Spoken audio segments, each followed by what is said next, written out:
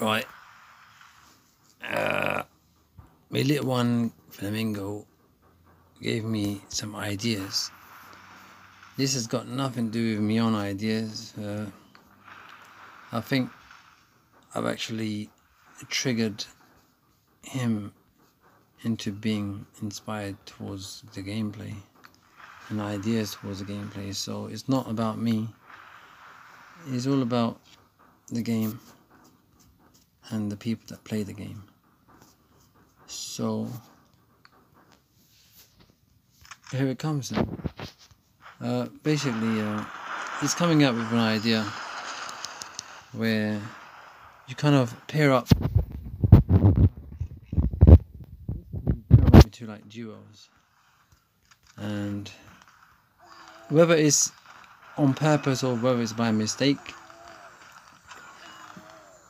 some of the legendary pirates do actually they're pairing troops. What I mean by that is you've got 13 type of troops and you have 12 types of legendary pirates.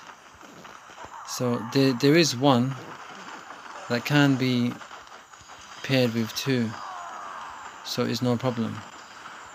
So how me little Flamingo, how he was kind of saying that it should be, we'll get the more difficult one out of the way, but it's the more simplest anyway. He was saying how you should pair them up, so in a sense that they should be giving it like an added buff to that legendary pirate. So in which sense I'll explain to you. In the sense of streaking. So when you're streaking, with every battle that you do, if you were to say streak with Annabelle and you don't deploy Annabelle, or whether you deploy her, but because the thing is, the potential is that you can get anything from between, say like say per battle, every battle that you actually use her in, as long as it's a win, it gives you like a percent up to buff that specific pirate that is matched with her duo kind of thing. So where Annabelle would be, she'll be matched up with the priestess and the witch doctor. There's good reasons for that. So people that play the game, they'll already have a good idea of how it all kind of works out. Annabelle with the priestess and witch doctor, because they're voodoo troops kind of anyway. Annabelle seems like a voodoo person as well, with her scruffy hair and with a Medusa hairstyle and the way that she has that little music playing in the background and stuff. She's definitely a voodoo troop type of a legendary pirate.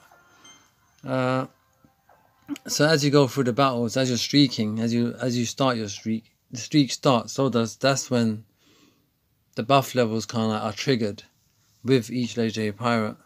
So you trigger off her giving like a more of a permanent buff to the priestess and witch doctor. I mean, to be honest with you, who's gonna do 100 streak? It takes a unique player to do 100 streak. I'm not talking about me. I'm talking about even in general. Like when you've got a really big battle going on with other guilds, and some people decide to like do, like 100 streak or 200 streak. They just want to go for it. They don't want to go beast mode. So that kind of like, you can choose what pirates you prefer using, and then it gives the buff to that pirate. So if you're using, say like if you've got gunners, GGs, heavy gunners, brutes, use a couple of skellies, got priestesses, you like to use your witch doctors, you've got your heavy gunners in there as well.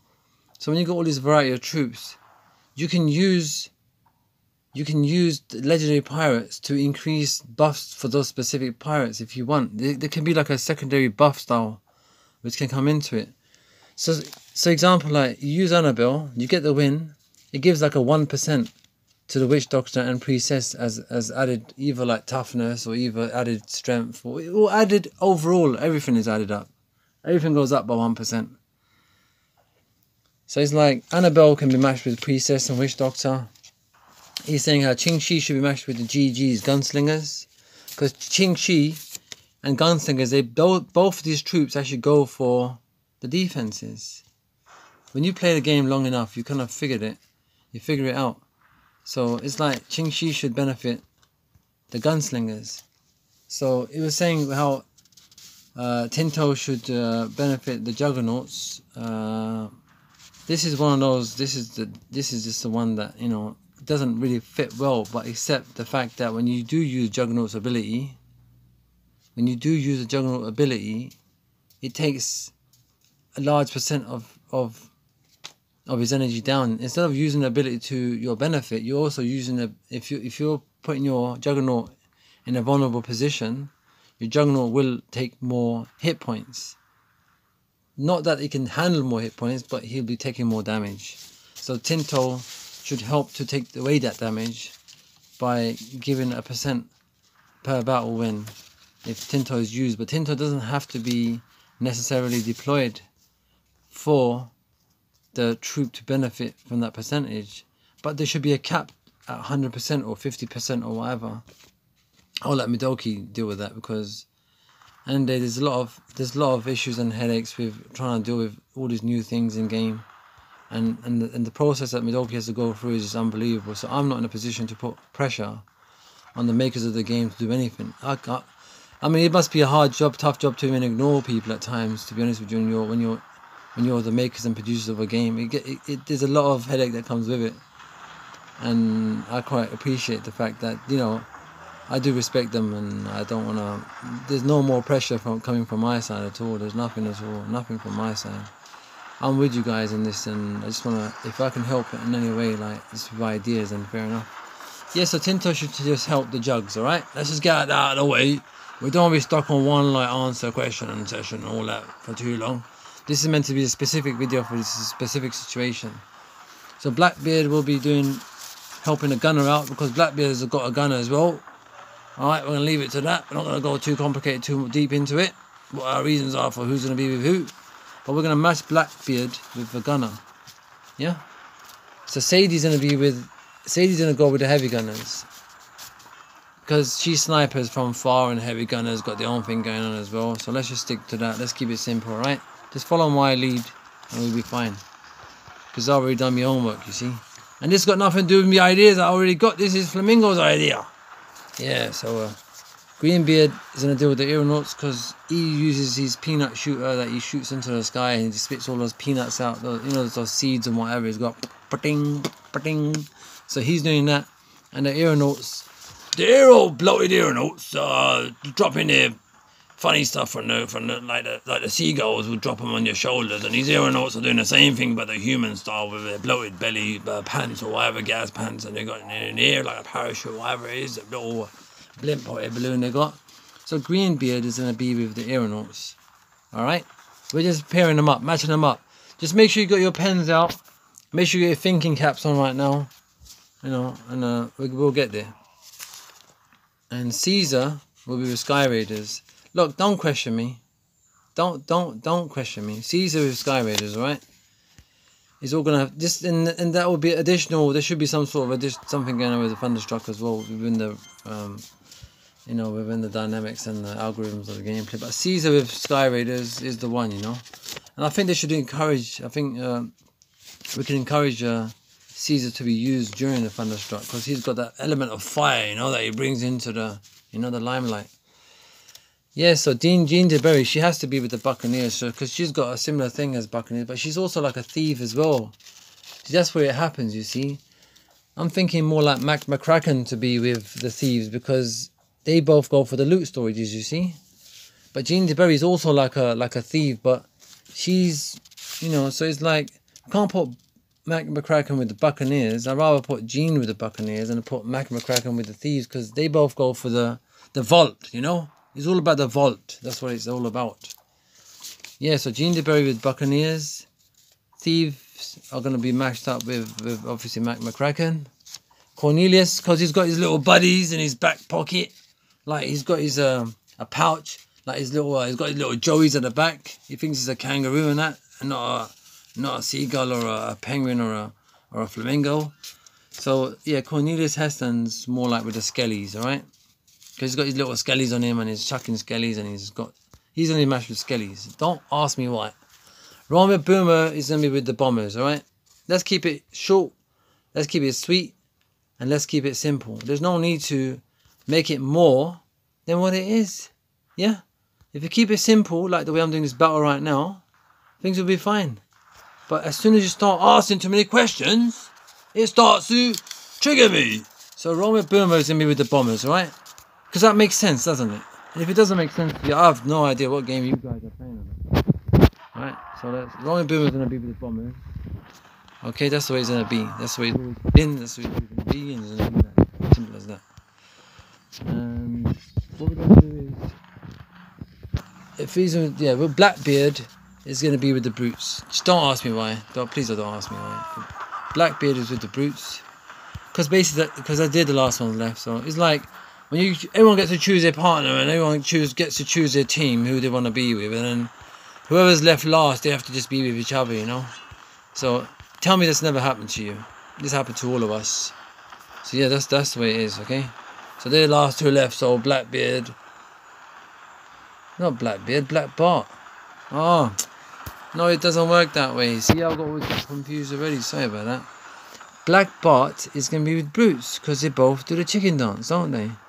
Yeah? Cool. So let's just go through that one more time. Black Bart being with the Brutes. Romeo Boomer being with the Bombers. Cornelius Heston being with the Skellies. Mac McCracken being for the Thieves.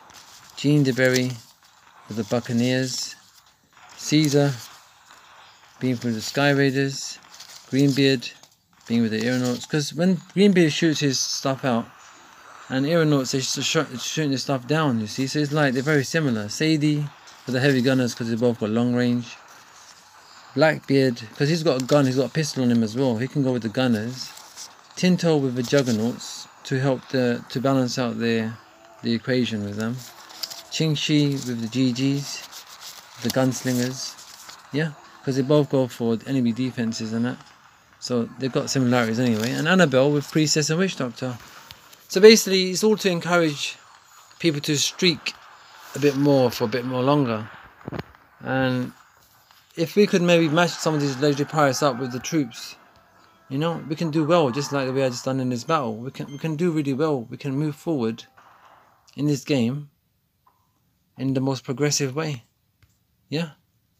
So, you know, it's simple. Like, look, we've got Tinto.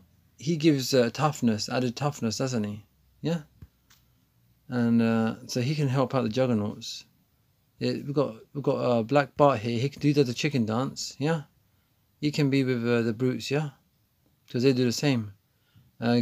Blackbeard here can be with Gunners. I'm saying this off head. I'm not even looking at the papers right now. I'm looking at it without it. So Sadie can go with the Heavy Gunners. We can have Greenbeard. This one here. He can go with Aeronauts. Jean DeBerry. She can go with...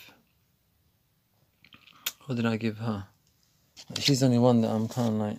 Not 100%. So, yeah. So Jean DeBerry. She can go with the Buccaneers. Because she's not really a favourite for everyone to use anyway, neither the Bucks, unless you're like the newer players, and you have to use them, you have to have a choice because all the other troops are locked. Caesar can go with Sky Raiders. Ching Shi, she can go with the Gunslingers. Romeo Boomer can go with the Bombers, because they suit one another, you see, in a way as well. So then, Annabelle, yeah, she can go with the Priestess and the Witch Doctor. Don't ask me why. That's because there's 13 troops and there's 12 legendary pirates. So you have to, there's one remainder with the troops. So that remainder is perfect for her. And so it encourages people to use her, especially for the Thunderstruck. That's even better. See, Thunderstruck is when you really want to push PR. Because Thunderstruck is what brings a different element to the game. Great players like Ron, and many other players actually enjoy the Thunderstruck, just like me. I'm not saying I'm a great player, but I'm just the average Joe. But Matt McCracken, he would suit the Thieves, and Cornelius Heston with Skellies. I mean, I use all the troops now, or I try to incorporate all the troops. There's a few that I don't put in my lineup, but I've got all the troops in my lineup now, because I know every troop has its own ability, and has on its own purpose to be used. I don't want to go into too much mechanics and dynamics and the whole algorithms of the whole gameplay and whatever, because there's so much to discuss all the time. I just want to match up each legendary pirate with certain specific troops. So when you streak, it brings the new element into the game. If you want to increase your enjoyment in the game and bring it to another level of gameplay, imagine you could increase all your troops to like 40%, 50%, a buff that stays there. When your legendary pirate dies, the buff still sticks there because you've already built it up to that point. So by the time you've lost all the legendary pirates in a streak, I've gone through a 2000 streak, right? So I know what I'm talking about. So I can call myself maybe a slightly semi-expert. Maybe I've got the world record in the wins as well. So I have a right to at least have my opinion, at least. So my opinion is this. You use the legendary pirates, you get per percent, like a percent per legendary pirate that you, even if you deploy, you don't deploy. There's a cap of either 50% or 100%. And then that legendary, it brings a different feel and power to your using your troops, so you can go PR up big time. And so because you're streaking, you're being encouraged to PR up and go for the leaderboards. So it brings more to the game. And then when you know that you get to like 100 wins or 200 wins or 300 wins, you'll get a little 100 gem back, or you'll get a little outfit back at least, or you can have a choice of the two. So it brings that pure new, that element to the game that is more simpler to use. If you don't want to increase or improve on using the abilities, icons, as I said yesterday, a secondary ability icon, the unique ability or whatever you want to call it. But then if you don't want to do that, you can mix that and have that with this type of a gameplay as well, where you get more of like a buff that sticks. Yeah? Like sticks, like some, you know, like Marmite does to a blanket, but I want to say that in a clean manner. But yeah, so, you know, it should stick to the gameplay, so it's always there. So you can start to increase certain amount, you know, percentage for toughness, for damage done, you know, and cooldown going down as well by a certain percent, like a 1% per battle. So that way it encourages a person to streak. So that's using more gems. So that's good for business for you anyway, Midoki. Yeah, so this idea has been triggered from me Flamingo. So, you know, I'm giving all respect and credit to my little one. He kind of got this idea out. All I had to do was just slightly work on the idea and make it kind of like, you know, make it kind of shine a little bit. You know what it is? This is just an idea for you. And I hope that whoever's watching this video, you know, just a thumbs up. You know what it is? It doesn't hurt, but the thing is, I think because most people, they watch it, and the reason why they don't give a thumbs up is because they're not registered, or they haven't, you know, done that thing where they have to give their email to YouTube, and YouTube starts to use their own algorithms and their own analytics and whatever. They start to play on you and start to give you certain types of adverts and whatever, and they're really good at doing what they do. And it just doesn't stop from there. So I quite understand why the likes are not coming on. But even if you can just comment, but even to comment, I think you have to register and all that kind of stuff for YouTube. And there's no need to put extra apps. Just put the views. If you guys watch, at least I know when you're watching, I know that you're getting the idea that there is someone out there that is trying.